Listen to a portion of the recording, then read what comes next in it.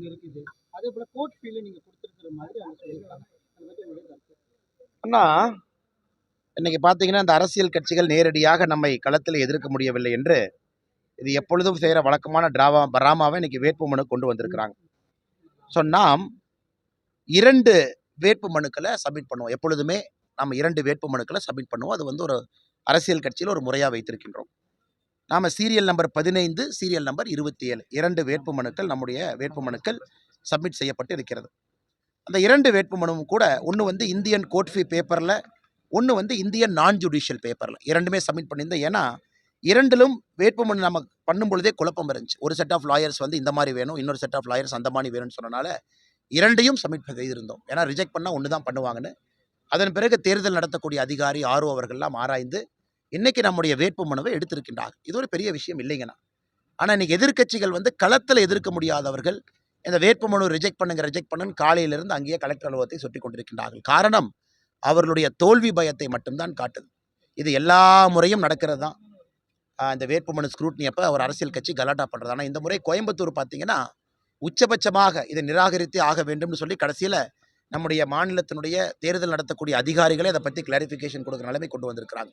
அதனால் எங்களை பொறுத்தவரை 2 serial number 15, serial number 27 2 set of வேட்புமனு தாக்கல் பண்ணியிருக்கிறோம்.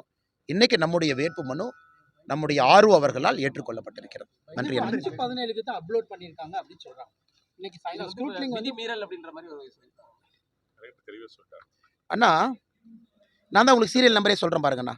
சீரியல் நம்பர் 15, சீரியல் நம்பர் 27 இரண்டும் வந்து நாம் என்னைக்கு தாக்கல் செய்தோமோ முதல் வேட்புமனுவை நான் தாக்கல் செய்து வர்றேன். 2வது வேட்புமனுவை கேண்டிடேட் தாக்கல் செய்ய வேண்டும் என்கின்ற அவசியம் இல்லை. ஏன்னா அது வந்து எப்பொழுதுமே ஸ்பேர் காப்பியாக சேஃப்டிக்கு இன்னொரு வேட்புமனு நம்ம ஃபைல் பண்ணுவோம். 2 வேட்புமனுவும் நாம் தாக்கல் செஞ்சது தான். Serial number 15, serial number 27. அதன் பிறகு நீங்கள் தேர்தல் நடத்தக்கூடிய அதிகாரிகிட்ட நீங்கள் கேள்வி கேட்கலாம். சீரியல் நம்பர் 15 எப்போ அப்லோட் பண்ணாங்க, சீரியல் நம்பர் 27. நீங்கள் பார்த்தீங்கன்னா இதே ஆர்ஓ போர்ட்டலில் 2மே காட்டியிருக்கு. 2 அஃபிடவிட் அப்லோடுன்னு காட்டியிருக்கு. ஒன்று வந்து இந்தியன் கோர்ட் ஃபீ பேப்பர் ஒன்று. செகண்ட் இது அடுத்த தாண்டி போகிறீங்கன்னா ஒருவேளை இன்னைக்கு மற்ற எதிர்க்கட்சி நண்பர்கள் ஆர்ப்பாட்டம் செய்கிறாங்க, இதை ரிஜெக்ட் பண்ணும். இது ரிஜெக்ட் பண்ணுறதுக்கான காரணமும் இது இல்லை. ரிஜெக்ட் பண்ணுறதுக்கான சில காரணங்கள் இருக்குது. அதாவது வேண்டுமென்றே பொய்யான ஒரு செய்தியை சொல்லியிருக்கணும், நம்ம மீது வழக்கு இருக்கணும், அதை மறைச்சிருக்கணும். அல்லது வேண்டுமென்றே பொய்யான சில செய்திகளை சொன்னால் மட்டும்தான் அதை ரிட்டர்னிங் ஆஃபீஸர் ரிஜெக்ட் பண்ண முடியும். மற்றபடி சுப்ரீம் கோர்ட்டுடைய ஆர்டர் பல இடத்துல தெளிவாக இருக்குது. ஒரு கையெழுத்து மிஸ் ஆயிடுச்சு, திரும்ப நீங்கள் கையெழுத்து போடலாம். டேட் ஒரு இடத்துல போடல, திரும்ப டேட்டு போடலாம்.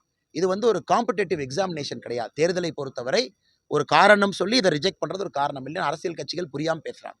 2 வேட்புமனு இருக்குது. அதில் ஒரு வேட்புமனை ஏற்றுக்கொண்டு அவங்க கமா இல்லை டாட் இல்லைன்னு பேசினா கூட அது கூட நிராகரிக்கப்பட வேண்டிய காரணம் அதுவும் கிடையாது. ஏன்னா என்னோட கிளாரிஃபிகேஷன் நம்ம கொடுத்துட்டேன். இதுக்கு பிறகு தேர்தல் நடத்தக்கூடிய அதிகாரிகள்கிட்ட நீங்கள் புள்ளி உரமாக கேட்கலாம்.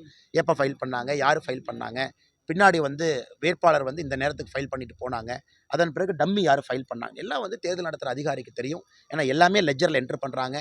நமக்கு ஒரு அக்னாலஜ்மெண்ட் காப்பி கொடுக்குறாங்க. டைம் அங்கே என்ட்ரி ஆகுது, அதே டைம் நமக்கு போடுறாங்க. எல்லாம் டிரான்ஸ்பரண்ட்டாக நடக்குது. அதனால் நீங்கள் இதற்கு மேல் கிளாரிஃபிகேஷன் வேணால் நிச்சயமாக அவங்கள்ட்ட கேட்கலாம். நன்றி அண்ணா.